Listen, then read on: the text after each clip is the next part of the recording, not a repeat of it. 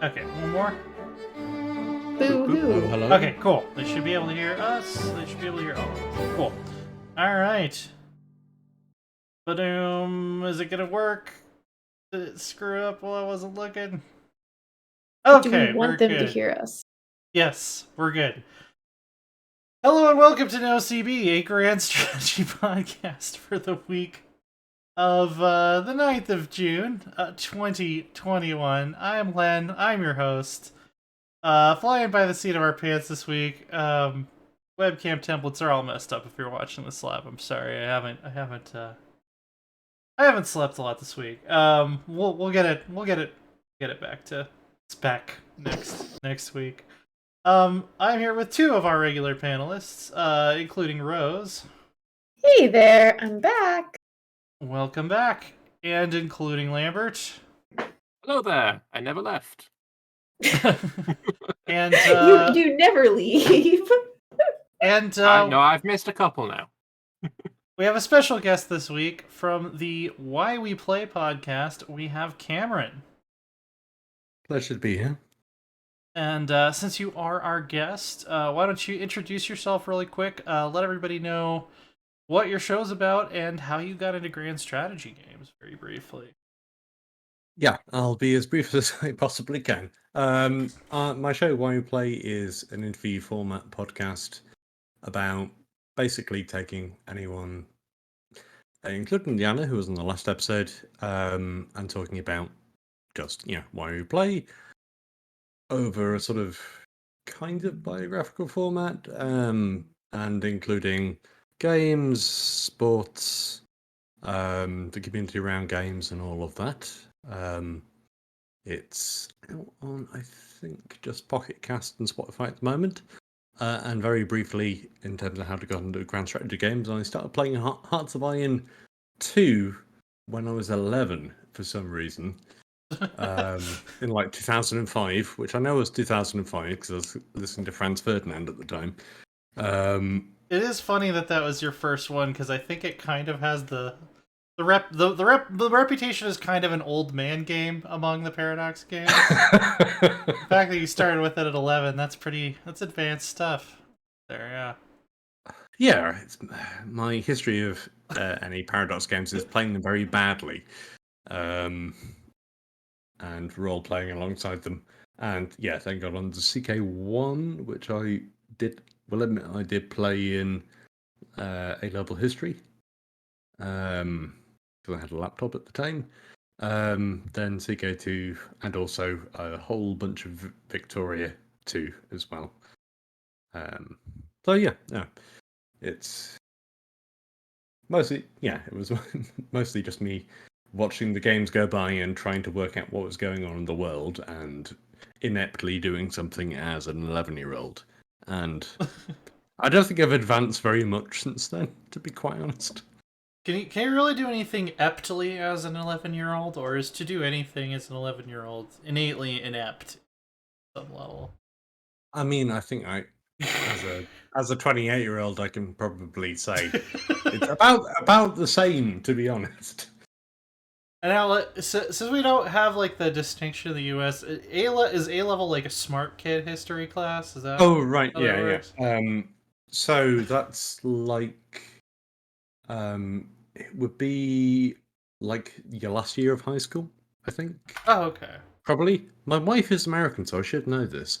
But yeah, it's basically like the first. It's meant to take care of the classes that you would do in an American college. That are sort of the generalist classes.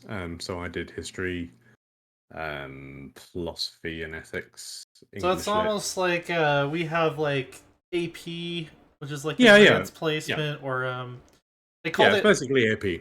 They called it College Now when I was in high school, which is like a newer program, I think. But and it's an absolutely detestable bit of branding. It is. I mean, it is very American. Like, College Now. You don't have to wait. You can pay us money right now. You're 17 and you don't have any. Yeah. And then you'll never get any. Yeah, exactly. And And I've maintained that position of not getting any money for a long time. Yeah. Well, yeah, we'll plug it again at the end of the show. But yeah, I was on. I had a good time talking about my origins with strategy games and stuff. So it was definitely check that out. But till then, we're going to be checking out some grand strategy news. And I realized I did not check to make sure that we're on the right browser. So let's find out what it's gonna pull up when I switch to this. Okay, it's nothing. That's not the worst thing it could have been. There we go. All right. Do we want to speculate what the worst No, I thing don't could have be, any- chat? I don't have anything weird open. The most recent reveal for humankind is the Turks. It's modern Turkey. It seems kind of weird they would call them Very Turks. modern Turkey. Yes. Super duper modern Turkey. Very modern. Yeah, they're an agrarian civilization. And they get a stealth operative missile and also public schools. I think we speculated before we started recording, after doing some very brief research of our own, that some of these contemporary era emblematics seem like they might have come from the Wikipedia page. For the countries in question. I don't want to say that for sure. I don't know what kind of historical research they do, but I mean, yeah. I feel like that missile needs like a happy face on the front of it or something. I mean, you don't need to do any historical research for the missile. You could just have, a mediocre memory. Lambert, how old is this missile? When did this enter service? 2017 is when it entered service. And it's being used now in Syria. That might be the newest unique unit of any 4X game. I mean, they were not joking. It is very much the contemporary era. It's super duper contemporary. It's so contemporary that it's still on fire. It isn't even... Whatever, I don't know where I'm going with this. Believe me. Stealthy operative missile. It's even SOM there. I don't know what I'm doing at all today. Yeah, I mean, weirdly, in a previous job, I did do an interview with the Turkish Navy. Really? Yeah, because I worked in defense PR for a bit, and they were buying a German submarine, and that was in 2016. So that's way probably more settled than this strange missile. That's so specific that if I had pretended that that's why I brought you on this episode, it would have made me seem like I really did my research. Yeah, Cameron, they did some work with the Turkish Navy at one point, so that's why we brought them on this episode. It is cool looking. It's kind of sci-fi futuristic. It looks like a shark. You can't have any 90-degree angles when you want stealth stuff, because radar's 90-degree angle. I'm gonna that seems like a contact right there. So right now the radar is just thinking, oh, it's just a flying shark. Yeah, it's just straight up a flying just shark. Your average flying shark. Yeah. Sharknado, actually, just the Turkish Navy. Absolutely. Who thought it? Perfect. Yes. Yeah. But this is a missile designed for anti-ship warfare. Gotcha. Okay. For our agrarian nation. Yeah. Are we having undersea farms? I get, and we're thinking the public school might be because Ataturk did a bunch of education reforms. It's still not the first thing I think of when I think of modern Turkey. But, I mean, they couldn't put in the first thing I think of when I think of modern. No, probably not. No, that might not have, I mean, I would suggest maybe don't do Turkey, to be honest. I mean, I feel like at the moment. I feel like the kind of the general sentiment that I've kind of developed about this is that maybe they should have made the contemporary era based on something other than nationalities, because they are walking a fine line trying to depict existing modern societies that have their own problems that are still affecting lots of people today, in almost every case, in almost every country they've picked, you could say that about. So yeah, I don't know. It might have been interesting to do something other than a nationality to represent. Just a little bit. Yeah. Yeah. At least when you have, it based on history and things that like even going back to World War II. Yeah. Like I have family that died in World War II, and I'm not going to get upset about you depicting, the Italians in World War II, and that'll be your, your culture of that era. I'm not going to get upset about that. Yeah. My uncle's granddad or something like that died in Italy fighting there. So I mean, I'm not going to get upset about that because it's so far away. But when it comes to this, there are people alive right now who will have lost family to the stealthy operative missile that looks like a shark. It's just a little bit. Well, it's iffy. It's not far enough back that like you have a national myth making developed, which is why I feel like a lot of these quote unquote iconic units from the contemporary era don't necessarily feel as iconic as the ones from previous eras, because all the ones from previous eras have had at least a good 60, 70 years for national myths to kind of develop. And like other games have managed to pick modern era emblematic units or whatever that feel like they have meaning. I don't remember too many, but I remember, was it Civ keeps picking like the B-52 bomber for the US? Right, yeah. That makes sense. That's pretty that is actually iconic. It is very iconic, like 60 years. So iconic they still use them today. Mm-hmm. Or you could go the other way with something like an F-16 if you wanted to go with more of a fighter instead of a bomber. Yeah. There are iconic things out there. And also, like, the Turkish cruise missile is not that remarkable, to be quite honest. Regrettably spending a childhood in the Air Cadets, the RAF Shadowstorm is basically that missile. It's a stealth missile meant for sort of blowing stuff up in various places. And it's not that. It's not iconic. I think you'd have a hard time for most like modern countries. I think you would have a hard time asking just like any given person what is unique about this country's military in the 2000s. Like what? You could say any country, and if it's not maybe like the US or China.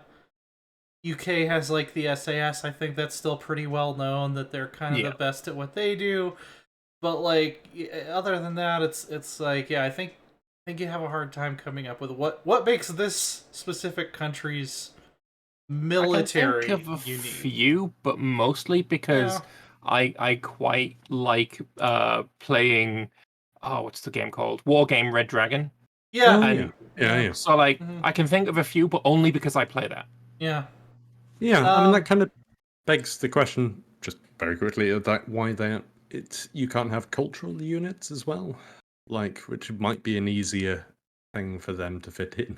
Yeah, I mean, again, this is very easy for me to say because I don't have to deal with budget or design or anything like that. But I might have done it that once you get to the contemporary era, make it more like almost like how Beyond Earth did it, where it's like, okay, now we're going to talk about diverging ways that humanity could go versus basing it on things we've already done. So and here's something about humankind, though. Humankind, they're trying to not make it so that war is the only answer. True. That's true, yeah. No. You're trying to make your civilization the best in whatever way you want. So why do the emblematic units have to be military focused? Yeah, that's a really good point. The Austrian one, wasn't that a diplomat though? Was it? I vaguely remember Austria having like a diplomat as their emblematic unit. Maybe? It seems like, if not all, the vast majority of them have been war focused.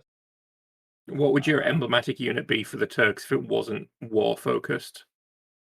Probably something tourism related, to be quite honest. Yeah, I mean, I think about that would be more of a district. I think about the fact that Turkey's always kind of like at the crossroads of all these different conflicts, and they've been able to exert influence by, giving basing rights to other, other nations and things like that.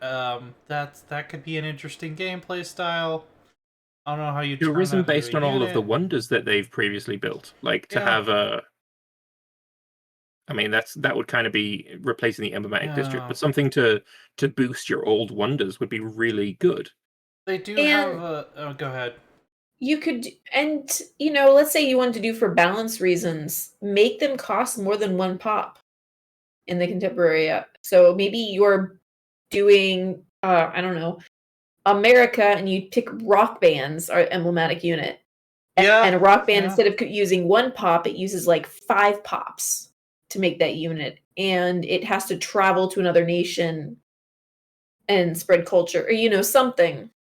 I think it may have, I think Leanna was onto something really good there. That maybe instead of as soon as you get into the contemporary era, it would be nations. Instead, it could be different forms of government. So instead of what's a previous one, like Japan was of the previous era, and then maybe after you've been Japan, you can your next era type would be, you could be fascist, or you could be communist, or you could be democratic, and you could probably come up with a good dozen different types of government system, and that could be your thing. And you could have emblematic districts and units for each of them as well. Like that shouldn't be too difficult to come up with. Yeah. Or save some controversy as well. We have Lord Tartarus saying in chat, I think they think it should have been cultures as actual cultures, not nation states. Yeah, that's definitely another way you could have done it. Yeah, like a contemporary era, shaking out to be a little bit weird. Haven't gotten to play it yet, so that's a big. No. That's one aspect that we don't have. We've gone up to industrial era. Yeah, I think we've played everything but contemporary era at this point. But and it's just feeling too weird, too iffy for me right now. It is. It does kind of feel a little iffy at times. But let's move on to something less complicated, which is Victoria 3. Wait, did you just call Victoria not complicated? Yes, famously not uncomplicated. Not controversial at all. Grand strategy. Famously not uncomplicated. Yeah. I mean, if you let it run, it's not that complicated at the end of the day. Just go laissez-faire and everything runs itself. Factories into the ground. Yeah, factories go burr. You rip the peasants off their land, you put them in the factories, you make the peasants go faster until they get really mad and decide to overthrow the government. That's, it's not and that then you cheer them on. Yeah. Yeah, exactly. So capacities are, I think it's hilarious that there's still people loudly whining that this is mana because it is so clearly not. They're probably the same people that whine that Prestige in CK3 is mana. I think yeah. The entire problem is that we do not have a solid, defined, agreed upon definition of mana, and everyone has their own slight intricacies to it, which as soon as you have any sort of disagreement on it, it opens the door for somebody to come in and is like, well, money is abstracted in this way, and therefore it's also clearly a mana according to this definition. And because we don't have the definition for, okay, this is a mana, but according to this definition, money is not, therefore stop talking about money being a mana, it's leading to this whole argument which completely derails everything. And it's just not worth talking about. Yeah. Any resources mana, Lambert, haven't you heard? Yeah. I have heard that. Money is just financial mana. No, I think that, the two criteria it has to meet, I think after we talked about this, Lambert, what I came up with for my personal definition is that the two criteria it has to meet in order for it to not be quote-unquote mana is that, one, the way it is generated has to be based on some kind of actual sensible historical force. And then number Intangible. 2, right. Number 2, the way that you spend it has to be in some way logically related to where you got it from.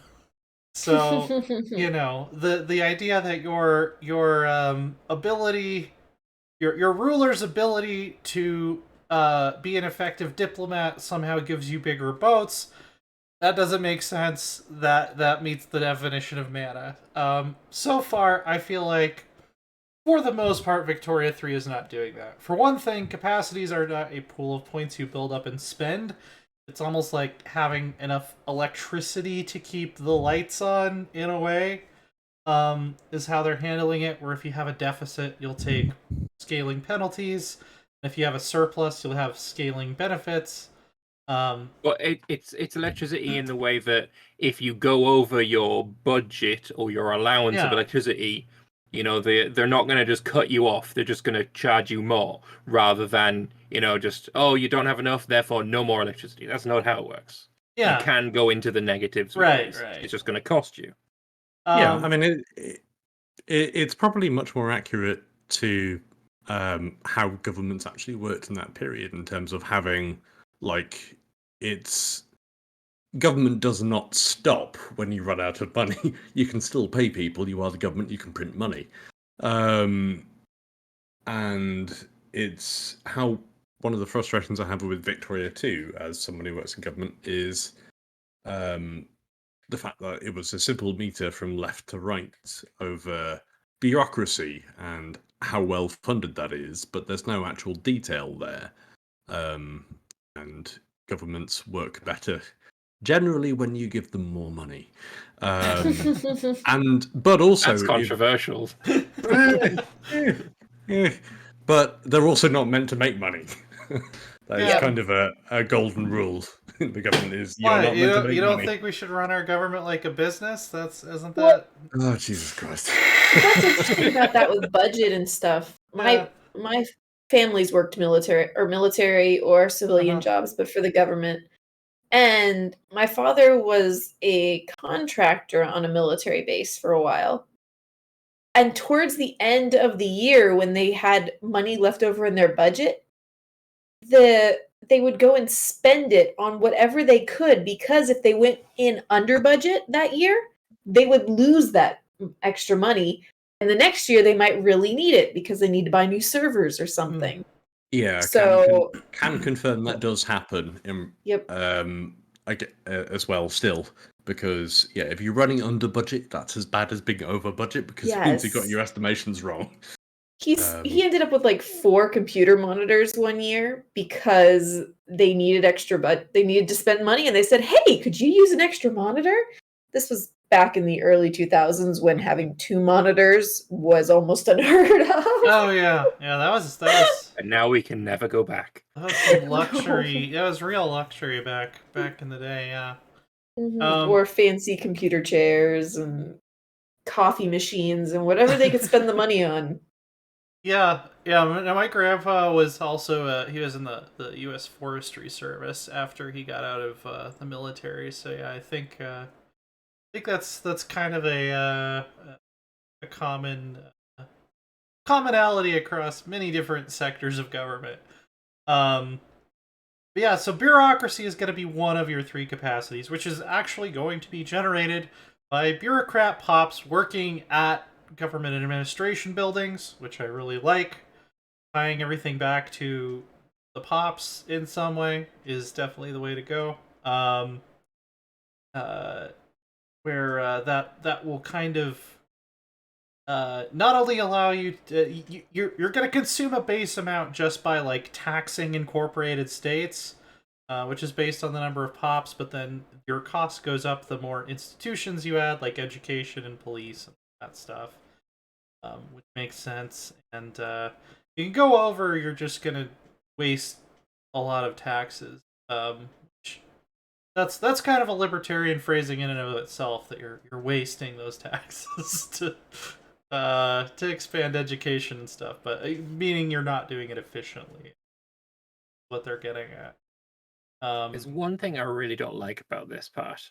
It's incredibly minor and to the point of pedantic pettiness. I think the numbers 100 and 150 there for what you're gaining bureaucracy from, they're too round. Because it makes it feel like, you're saying that the government administration is coming from your pops working in a government administration building. That's fine. That's all well and good. But it doesn't feel that way because 150 just looks like a number that you have. Oh, how much do we think this is going to cost? Oh, we'll just put it as 150. It doesn't look like it's generated from individual pops generating bureaucracy-ness.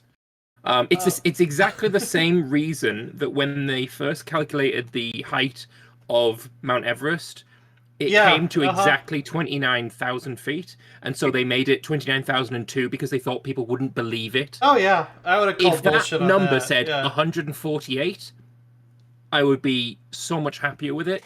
And it's so petty, but that is it. It is the way it is. Wiz actually. Sorry, carry on.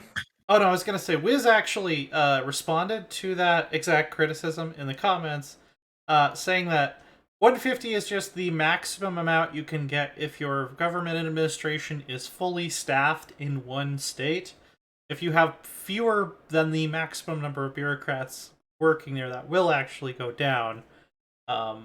And presumably other percentage modifiers could come in, theoretically, to adjust that. But that is just baseline one government administration building that is fully staffed with bureaucrats with no other modifiers will give you 150 in the current build of the game, was his kind of response. They should have just added a single modifier. Like a single one. Just like a 5% from something. And then it'd be 157.5, and I'd be like, "Oh yeah, no, that seems legit, perfectly reasonable." Yeah. But it's just the roundness of it makes it feel bad or feel wrong, and it is just a feeling, but feelings are important, Yeah. No, I mean, as a financial auditor, round numbers bad, always suspicious. Yeah. Yeah, for sure. I like the comments. Just say fuck round numbers and be done with it. You know what? That's fair. That's fair. So authority is basically measures how much direct control your administration has over the country, which will be affected by things like your laws. So people are confused by plus 50 from right of assembly. The reason that's plus 50 is because right of assembly is more restrictive than like the total free speech, which gives you 0. So like, yeah, the more restrictive your laws are, the more authority you'll have. They described these edicts like road maintenance is that like basically you're just telling the people to do it because like fuck you, I'm the king. Go maintain the roads. You're not paying them. You're just using your authority as an administrator to make them do that, which is not a fan of that. Yeah, I feel like you still need, like, the funding still needs to come from somewhere. Like, you still got to buy, like, the asphalt or something. I mean, in fairness, road maintenance, isn't that a bureaucratic action? It should be... But it depends on the kind of roads that you're talking about. If it's like a dirt track, then you can probably do that. But if it's a tar macadam style road, you need to actually produce the materials to do that. Yeah, I mean, in the 1800s, there were actual wooden roads, at least here in the U.S.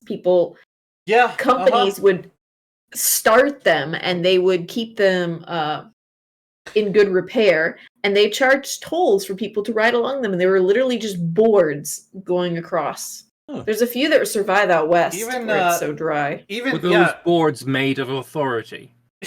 Yes. Even in the early 1900s in some parts of California, I know people, like some of the old timers in the Bay Area will say, yeah, I remember when like the sidewalks were made of wood and stuff.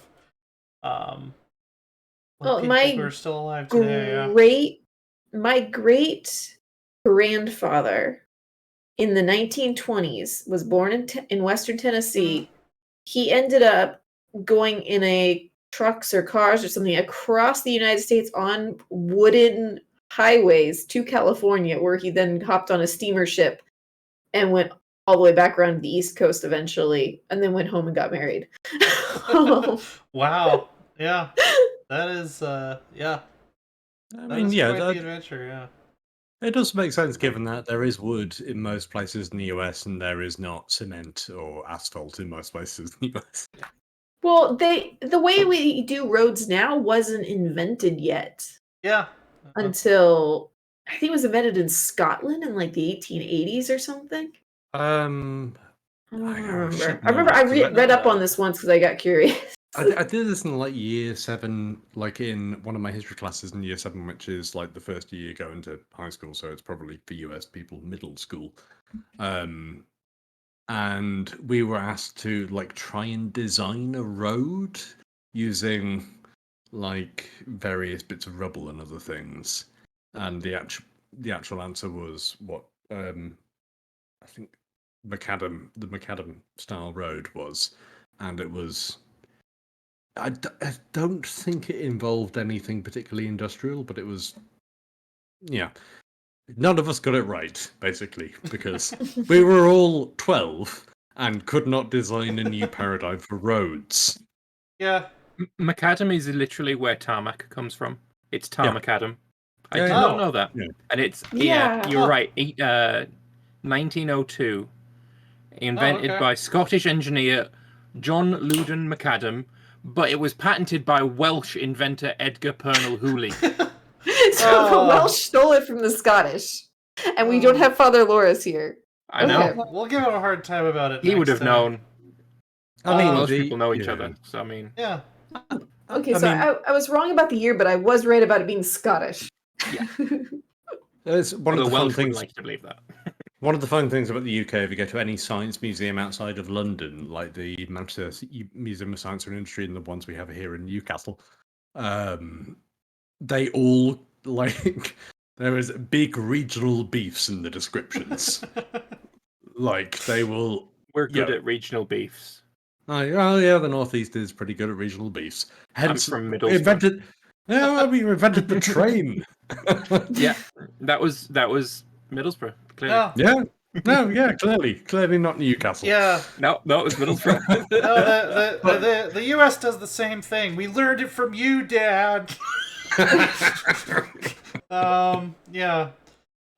Regional beefs, definitely a tradition we've kept alive on this continent. Oh yeah. Yeah, this is an abstraction that isn't like super odious to me. I don't like it. I feel like the wages still need to come from somewhere. Like the people doing the maintenance, they still need to put food on the table somewhere. I feel like if the government's not paying them that money, it needs to be coming from something. Somewhere. You can't buy.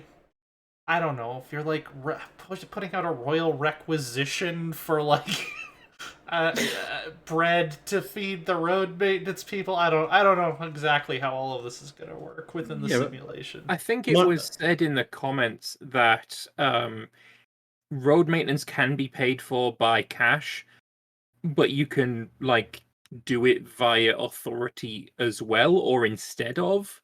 And I don't really see road maintenance being a thing that makes sense to spend authority on, especially not that much. Like that's a lot. Yeah, of authority. Numbers are non-final too, is the other thing. But yeah, true. At some point, somebody said, you know what? Being an oligarchy, means that you can maintain a road in Svealand. Those are going to be the same cost, the same value, and it's like.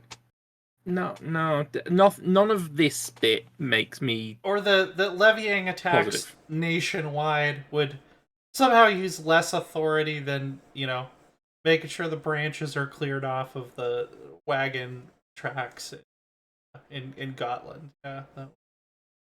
Yeah, road maintenance should just be an income thing. Maybe like it would make more sense to me if it was in bureaucracy, because getting the roads maintained is a bureaucratic action. I think it's more I think what they're trying to go for though is more that it's how your ability to direct the priorities of perhaps the bureaucracy. Because you could have a big bureaucracy with low authority and you just don't really have much say in what they do. I think this is more representing your ability to concentrate resources on a specific thing.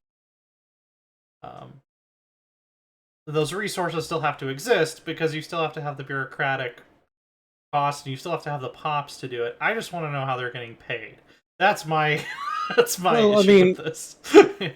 in fairness, a lot of European powers at the time did have a corvée labor system. And they weren't getting paid.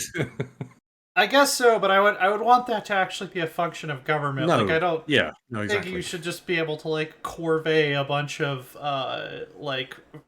landholders in the United States like that. There would have been revolts immediately. Yeah, and even if you could, it should prompt either a rebellion or more, social reform desire, etc. Yeah, so we'll see. It's one of those things where it's such a deep simulation that it raises more questions that we might not have thought of if it wasn't. So it's kind of a double-edged sword there. Then influence is the one I'm not sure that I love. This is my slight sticking point here, mainly because so much of the influence you generate, which is kind of like your ability to project your power outside of your country, comes from your power rank, which is kind of an arbitrary thing. Like, now I'm strong enough to be a great power, so now my diplomats hold more weight. It kind of like it sort of makes sense, but it still feels like of the three, this one feels the most scary to me. And it's all round numbers again. Yeah, I mean, it like having played in the past couple of weeks about 100 hours of Vicky, to depressingly mostly on vanilla before I discovered there were mods. You gotta get that HPM, HFM goodness. Yeah, it's a little too scripted for my taste, but it is good though. But one thing I did like about Victoria 2 that was very true in that era was accounting for the like the soft power. And the way they did it with Prestige was a very blunt method. It did at least, feed into trade stuff, but you could discover Karl Marx as an invention. We found him. He was in a farmhouse, hiding under the floorboards. Yeah. And then, ladies and gentlemen, we found a little bit harder. And then unfortunately, you do immediately discover eugenics at the same time. Yeah, of course. And it's okay, fine. The counterpoint to on Marx on one hand, eugenics on the other. Take your pick. You have to choose. Yeah.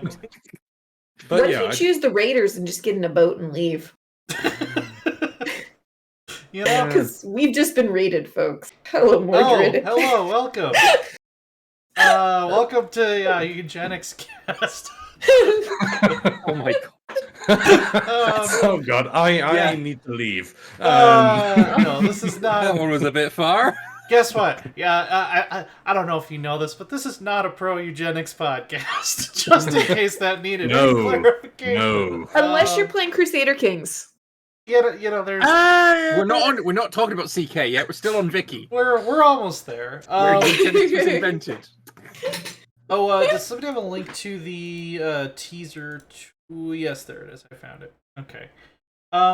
Yeah, I wouldn't mind having like your prestige or like your standing in the international community affecting how much influence you generate.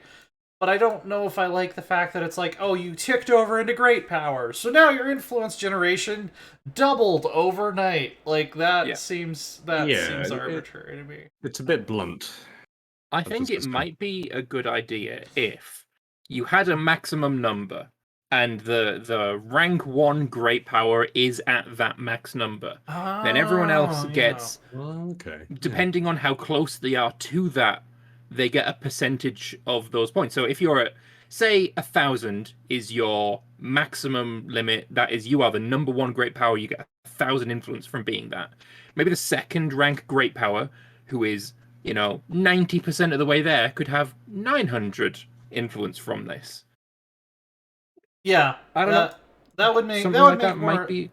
That would make more sense. Other than oh yeah, we got relegated to the minor leagues this year, so we need to break 3 of our alliances. Yeah, take your pick. I need to stop improving relations with you because Sardinia Piedmont just united Italy and they're now ahead of us. We just fell below the cutoff, so yeah, it's unfortunately we had to fire half of our diplomats. It's really unfortunate.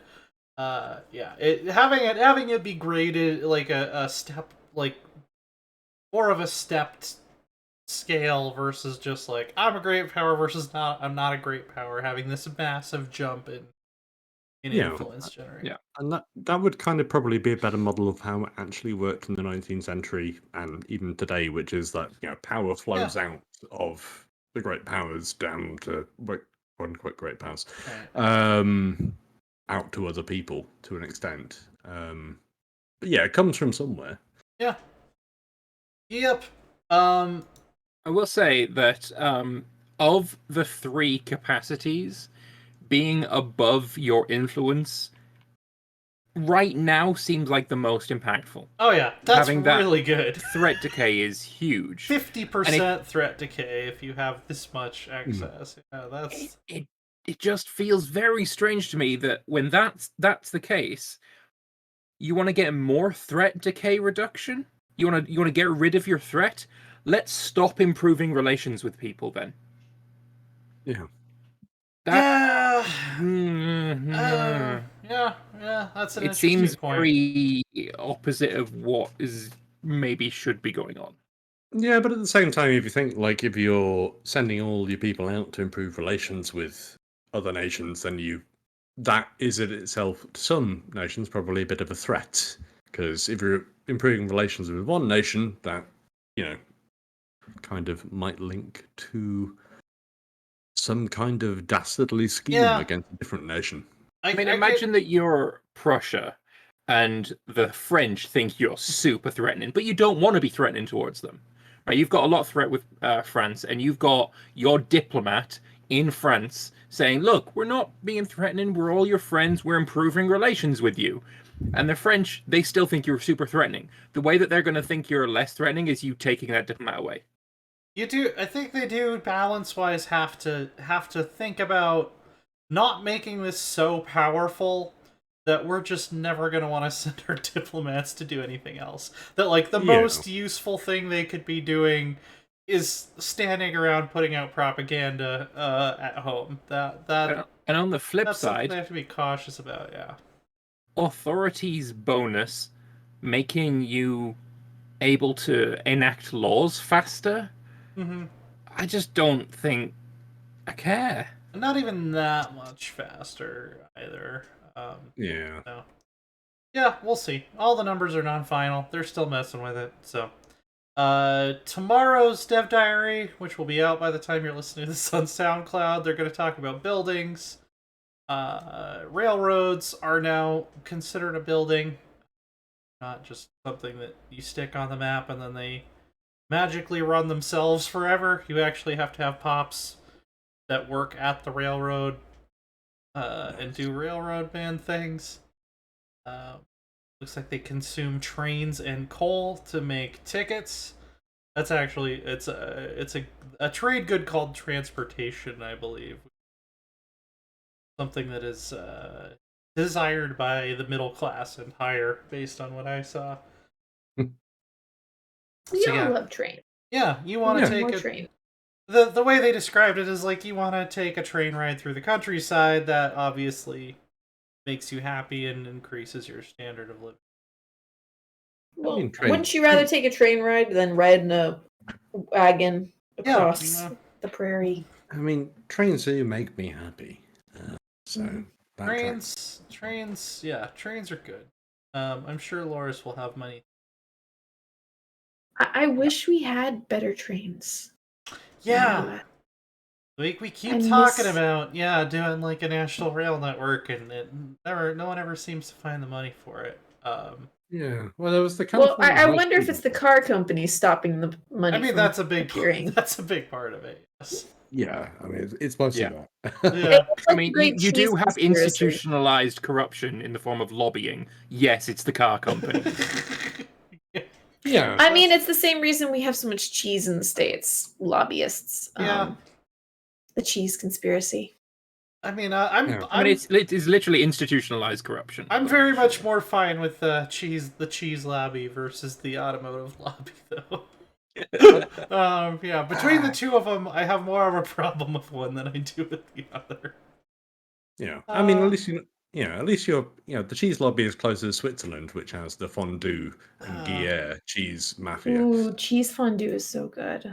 But I have heard that American cheese is really bad. I don't know this because I've not tried it. But it's just what I've heard. Quote unquote American cheese that you buy in the grocery store is not even actual cheese. I think it's like pressed. It's different types of oils and fats. Pressed vegetable oil with like cheese flavoring and like yellow food coloring in it. Yeah, no. I'm just depressed. Yeah. I think my wife I gotta say, it tastes really good toasted between two slices of bread when you're like 7. Yeah. It's so good. But then once you get to reach an adulthood and you get real sharp cheddar instead. Right. Yeah, I think my wife, who's from the Bay Area, would murder me if I didn't stand up for a second for the Bay Area various cheesemakers, who are all excellent. Please don't kill me. Yeah. And they are excellent, to be fair. Oh, yeah. The Bay Area does have some good cheese. That's true. Yeah. So we'll talk more about that next week with our resident terrain expert, Fatherlorris. But also this week, the CK3 1.4 Azure patch came out. I've played a little bit of it. Rose, have you gotten a chance to check this one out yet? No, it dropped yesterday, and yesterday I spent my evening painting a triangle climbing thing for Tommy for the Rosebud. So no. yeah. That's I don't think any of us have really had a whole lot of time to dip into it. But the big things, they've changed how factions work pretty significantly to make factions a little bit more dangerous, but also a little bit more logical in terms of like who will join what factions. I am still a Duke in my 1.4 game, so I have not seen any of this play out yet. I will let you know what I think of it when I do. But yeah, I'm a Duke with like very high stewardship, so I'm not really worrying about vassal factions at the moment. But I do like stuff like the fact that who's going to join a claimant faction versus an independence faction seems a lot more logical now. Also, the fact that like rulers, if there's already a populist faction that matches the culture of one of your vassals, they will actually join that populist faction instead of starting their own new independence faction. Because, I don't know, they don't want to work with the peasants. That's beneath them, or whatever. I mean, that makes sense. Supporters... Who wants to work with the peasants? Yeah, I don't want supporters. I just want to have my own rebellion that I have complete control over. They've also added the ability to mod in same-sex concubines. Not same-sex marriage. That is coming with the big Royal Court patch later this year. But you can now mod in same-sex concubines, apparently. I have not actually tried that out either. I'll take it. Yeah, we'll take it. I did in the right direction. I did rewrite the patch notes, as I am often want to do. I want to do a dramatic reading of Crusade changes here. Holy orders will no longer sometimes come with hidden fees. Knights of St. John may cause fervor in some counties. If you have a crusade lasting more than 4 annums, please contact your head of faith. People who are pregnant, nursing, or may become pregnant should not be the first over the walls at the Siege of Acre. The Holy Land is not recommended for people with high blood pressure or those with a history of being bad swimmers. Severe dryness and redness may occur. If you find yourself ransacking Constantinople, this might be a sign of severe side effects and you should discontinue use immediately. In rare cases, Outremer culture has been reported. Terms and conditions may apply. See Holy Site for details. Yeah. That's pretty good. That's pretty good. That was excellent. Yeah. So, yeah, it's Okay. It's a lot of quality of life stuff. It's Ray's only Men-at-Arms is great. The dynamic garrison system we talked about a little bit before. I haven't really seen how that works either. I mean, and kids now get their special events. Yeah, their feast. Can hang out with other rulers' kids. You have more stuff to do when you're playing as a kid. So that's always been something where it felt a little sparse previously. Yeah, we still need more for children. Yeah. It's like CK needs as much for children as like The Sims does. What is it with these big chain games that just forget the children? And it's supposed to be built on, making babies and continuing your lineage. And sometimes, why isn't there enough for the children? Won't they think of the children? Please think of the children. Knew it was coming. Yeah, I think, maybe to some degree they haven't put as much into it just because it's fairly rare to actually play as a child if you're playing, like, the standard way. Sometimes because the game's a little what's bit too the easy standard still? way? Like, it's way too often. You're playing and you live to be 70 something, and you look down and you realize that your kid and your grandkid has died, and now you're playing your great grandkid who's 2 years old. Well, and if I do get up to absolute crown authority where I can appoint my heir, a lot of times I will end up appointing like the youngest person of my dynasty with good stats, just so I can stack up that long reign bonus. Yeah. Yeah, it's more events for childhood is great. You should be almost guaranteed to have civil wars if you have a kid on the throne. Yeah. And so you need something besides Civil Wars to entertain yourself with. Yeah. I mean, you're just playing whack-a-mole. Mm-hmm. Also, like, sending your kids off to, be guardianed or tutored by someone else, it would be nice if there were some events that were like, they would send a letter back, probably, or something like that. And say, help, you're beating me. Yes. Or even events of, I caught your son in the scullery with one of the maids. I just decided I should inform you of this. What do you think of it? Well, I'd get in there. I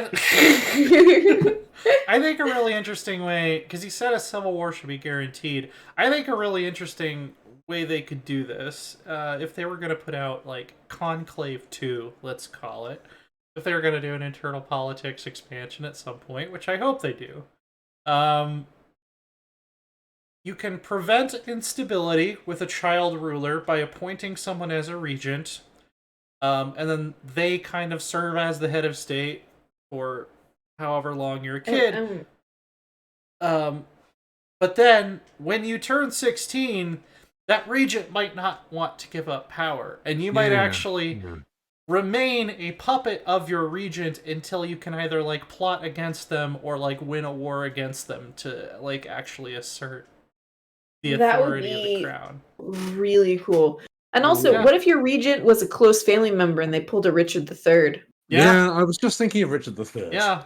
That would add some more danger and some more excitement to the idea of playing a child ruler and to the process of picking your regent, because if you pick someone too competent with too many friends, they might be like, well, no, we're going to listen to him. We're not going to listen to you.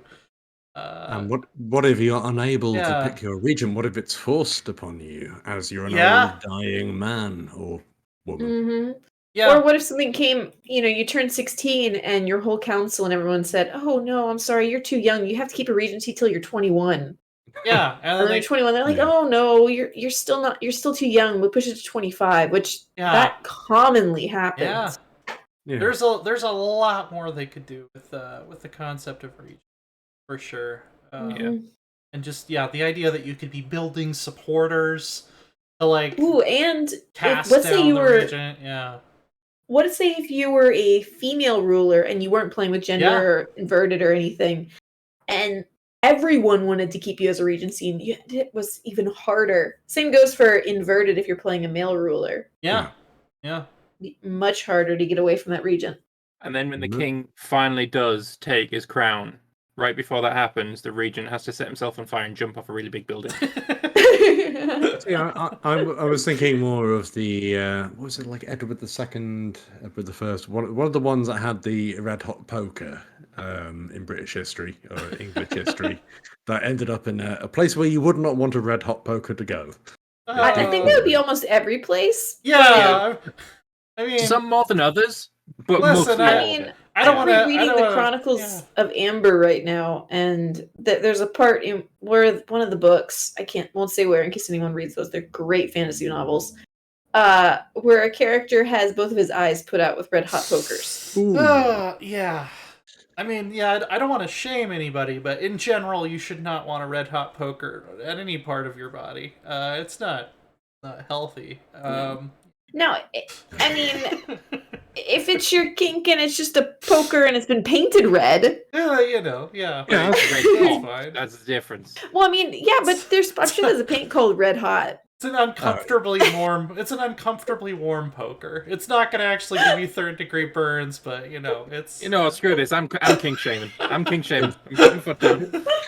If anyone was interested, it's Edward II. Okay. Was that Longshanks? Okay. No, that was Edward III. I think. Yeah. We're going a little long, so let's move on. Edward I was Longshanks.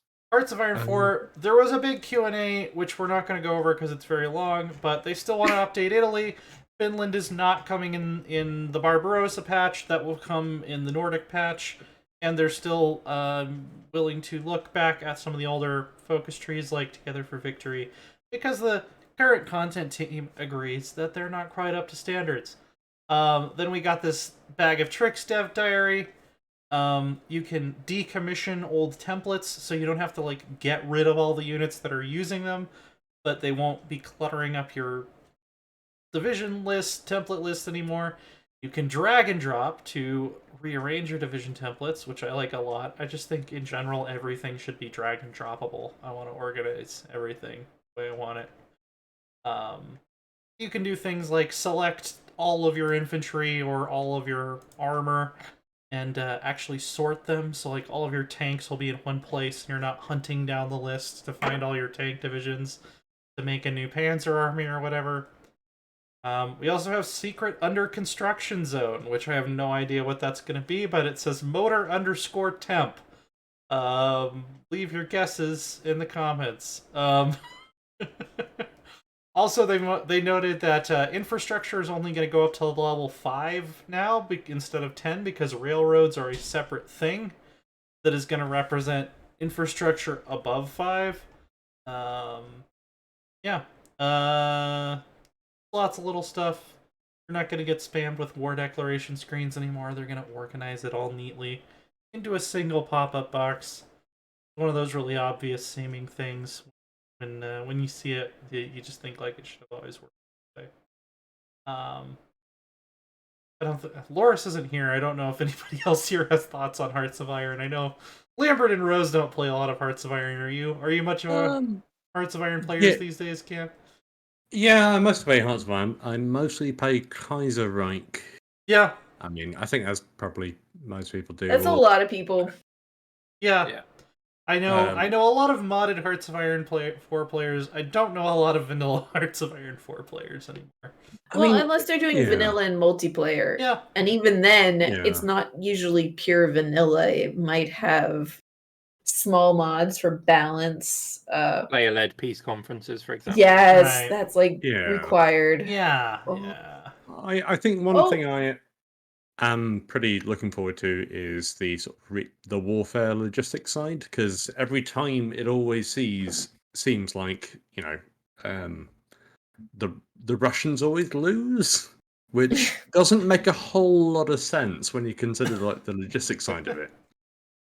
Because if you keep pushing east, you're going to get diminishing returns pretty quickly. So that's what I'm most excited for. That and the tank designer, because I do love tanks. Oh yeah. Tank designers can be a lot of fun. And also, the whole sort of warfare, you've been declared war on by the entirety of the Axis, which is at least only 3 countries.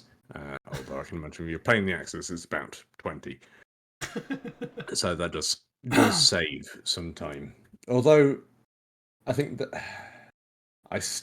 my only real request for Hearts of Iron is, can you please make it easier to make the anarchists win?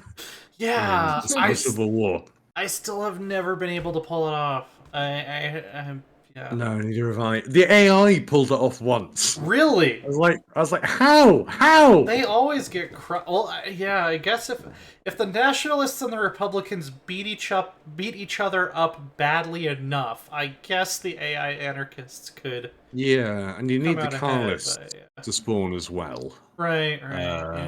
Yeah, and they have a massive manpower bonus, which helps. True. But, yeah. I was like jealous of the AI. I think I was playing as Canada or something at the time. Yeah, I guess just all sorts of bonuses. They cheat. I'm happy if they cheat if they're anarchists. I'll say that. Anarchists are allowed to cheat. There are no rules. That's what anarchism means, right? No rules. So is it really cheating if there are no rules? No, it's not. We've abolished the concept of cheating.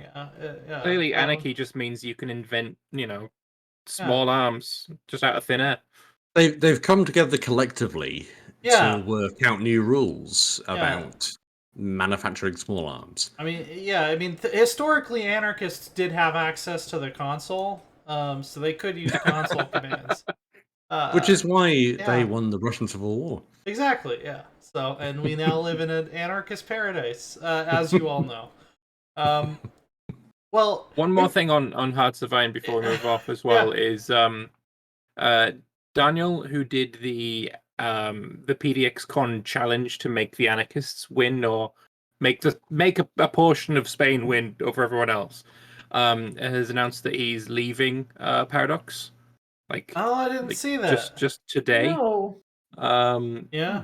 So that's sad, but I wish him the best of luck on whatever he is doing in the future. I know he was for people who like Hearts of Iron, he's like a big figure in Hearts of Iron. So yeah, he's been around since the early days of Hoi 4 streams. Let me see. All good things must eventually come to an end. My time at Paradox has, and I'm looking forward to my new adventure. Stay tuned. Wish all Paradox Interactive and especially Hoi Game Team all the best in the future, and you will always be close to my heart. Rocking a mustache here and his famously wondrous hair. I believe there were multiple questions about Daniel's hair in the the PDXCon Q&A. So yeah. Hope whatever he gets up to next is exciting and fun for sure. And another person who's leaving Hearts of Iron is the community manager of the game. Oh, really? Who's leaving at the end of the week. Adaway. Also beloved in Hearts of Iron circles. Yeah, for sure. It seems like they're moving some people around. Which is interesting.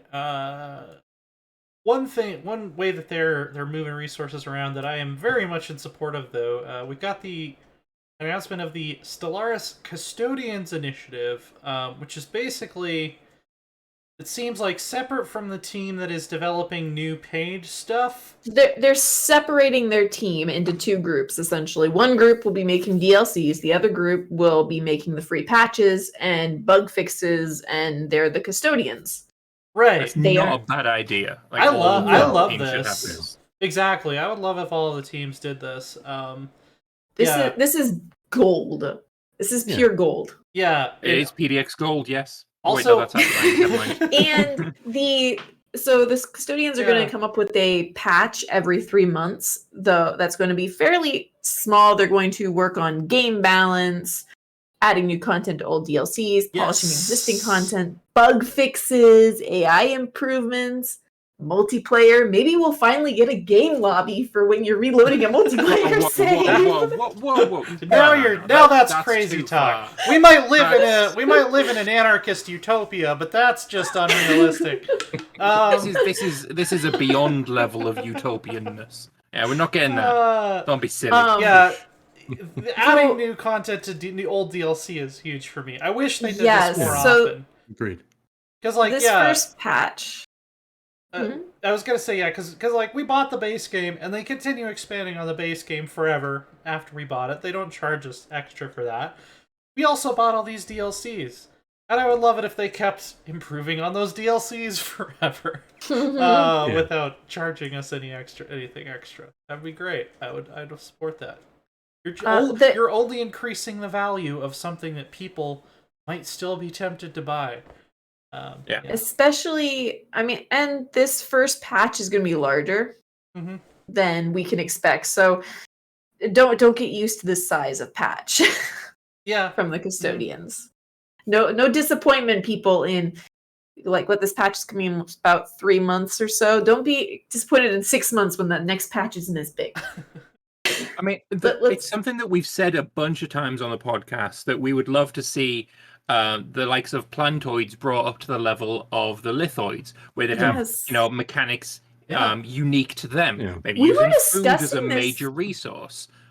Back on episode 67 or 66 or something, I think. Not long ago, In fact, it was probably 10 episodes because you had 68.12 or some shit. I don't know how long ago that was anymore. They also say necrophage hive minds. Yeah. Why not? Hey, yeah. And we're getting tradition trees are going to be selectable. You can select which one. You're not stuck with whichever one is assigned to that origin you have. That's fantastic, because that is something that has bugged me about the Stellaris tradition system since they introduced it, is that everybody, by the late game, other than slight variations based on your Empire type, will basically end up with the same bonus. It was just a matter of what order you get them in. This is much better. And there's some new tradition trees will be added to existing DLCs, so more DLCs getting extra stuff put into them. Yeah, it looks like they're getting they're adding a Masterful Crafters Civic, where your artisans will be upgraded artificers that produce trade value and engineering research. Cool. It'd be a nice combination with the was it the mechanists? Yeah. These aren't my favorite civics, the ones that just kind of change how a job works, because you don't really see the effects of them that often. I'd like it if maybe there were some events tied to it, where because our society has this class of very highly respected crafters, I'm gonna have to make some decisions about their role in our society at some. Or maybe a bonus to getting the sort of galactic market or something like that as well. But having a civic that gives you extra engineering research is pretty big, because there's a lot that give you extra society research, and it seems like I always end up behind in engineering out of the three. Community seems pretty happy about this. This is one of the most positive reaction counters I've seen on any dev diary. It's 467 heart eyes, 246 thumbs up, and 18 check mark. And not a single downvote. Right. Well, there will be downvote. It only shows 3. It shows the top 3, so at most 17 people downvoted this. At the most. So this is great. Hope you. And there's informatives that are missing there as well. Do it for all of the games. Have a custodian team for all the games. And there's another thing that we discovered last week. I don't know if you guys mentioned it, but Moa, one of the devs for Stellaris, knows the platypus guy. He's got all his little platypus plushies and stuff. Right. He's no longer working on Stellaris. He's working on a secret project. Vicky 4. I still have hopes for the Fantasy 4X Grand Strat game. Yeah. A fantasy Stellaris. That is almost certainly coming, because they were searching for concept artists for a fantasy grand strategy game. Did That it was say- one of did the it say- listings. Did it say fantasy specifically? Because I thought it Yeah. just said non-historical. Yeah, it said fantasy. Okay, well. So think 4 years down the line, I'd say we're probably going to get one. Yeah. I've been looking forward to that for a long time too, so be great. Yeah, well that's all the news we have to cover this week. But before we get out of here, Cam, where can people find you and your podcast? They can find me on, I think at the moment, Pocket Cast, Spotify, and also on Twitter at Why We Play 4. I have no idea why the 4 is there, given that there are no other podcasts called that. Which is showed up in the middle of the surprising to me. night. Because 4 is the best number to stick on the end of your name. Yeah, there you go. Yeah. And also for the artist Jess Dodds, who did the art for the podcast, which she did a very good job. You can find her at Gremlin _H_NDS on Twitter as well, if you want to commission her.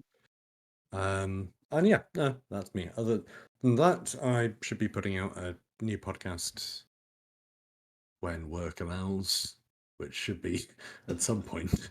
Yeah. But that's what we've been working off on NoCB cast as well. They'll be out. Yeah, it'll be out. They'll be out. Yeah. We've been back on a pretty consistent schedule for a month or so. And YouTube's even up to behind. date. Yeah, it used to be a year behind though. Right now. Yeah, So I did my part. Yeah. Anyway, the next one should be an interesting one with my friend Adam, who we talk mainly about Football Manager, Crusader Kings, and like coming up with stories for the characters and games in your lunch break at work. So very similar games, actually. Not necessarily unexpected to people who have played both of them, but maybe from the outside. I played Football Manager back in the day. Yeah, they are very similar. I think we talked. I don't know if we talked about it on this show or on Three Moves Ahead about how the limited information you have about people in Football Manager would be a great thing to implement into Crusader Kings, especially if you had to send out agents the way you send out scouts in Football Manager to find out more things about other characters. Oh, that would be great. I'm very vocally a proponent of hidden information. Yes. So I'm entirely for that. Yes. Yeah, definitely on the same page. Lambert, what have you been up to lately? I've been playing quite a lot of Vicky 2 recently, both single player and some multiplayer as well. I've been doing some Imperator as well, some multiplayer on that. I think we're having our last session tomorrow for that. And also keeping up to tabs with the Imperator Invictus community mod project, which is got its release date of the 30th of June. Just adding a bunch of flavor mods together with some added stuff as well, and just to pick up where the misplaced developers left off. They're even adding some content for the Gauls. They heard my pleas. Yes. The latest dev diary was all about the Galatian invasions. Yeah. And looking very promising. Yeah. So I'm looking forward to that. Yeah. For sure. And yeah, just lots of Vicky and Imperator right now. Excellent. Rose, what about yourself? Well, I was out of town, but I'm back, and I'm going to be streaming some Going Medieval, which I know is not a grand strategy, but it is, historical, medieval, so it fits with CK3, which is my main game, so it works, right? Yeah, for sure. No issue with it. Yeah. I've got to try that one. It's so good. It looks really interesting. It does look really interesting. It's like Banished meets RimWorld. Yeah. Okay. Yeah, I got to try that one. Yeah, no, I need to get that. Yeah. I can hear you typing. I know those keys you just pressed is Going Medieval. I hear you. I've only been a few days, but I was trying to learn it before I streamed, and I've got 12 hours, maybe about 4 of those. It was just sitting here on my computer open, but nice. It's good. Yeah, it's definitely been on my radar. I've got to check it out. I'm Till Folkvog on Twitter. I haven't really been streaming much, but I have been posting AARs of my latest Paradox playthroughs. I'm doing EU4 right now as Nusantara, which is basically United Malaysia, Indonesia, with the side of taking the Mandate of Heaven. Written kind of in the style of my old PC Gamer Strategy Chronicles diaries. So you can go check that out on my Twitter if you so inclined. It's E3 week. I'm running on stimulants like the pilots in Battlestar Galactica. I don't know where I am or what I'm doing. But things will settle down again relatively soon. I hope. Get back to some other things that I haven't been able to fit into my schedule. You can always follow the podcast. We are NoCB Cast on Twitch, YouTube, Soundcloud, Spotify, iTunes, all the places that have podcasts. Unless if we're not on there, it probably means they're lame and need to get their act together. The upshot of it. Cameron, thanks so much for coming on. Thanks for inviting Thank you for having me onto your show as well. Pleasure. And we will see everyone back here this time next week to talk about some trains. Sounds like in Tibet. Yes, more than likely. Yeah, don't tell anybody. We're gonna see if it happens naturally. We're gonna see if he puts together, if he fuses the ideas of Tibet and trains on his own initiative. That's the test. That's the real test. All right. Have a good one. Doodles. Bye. Bye.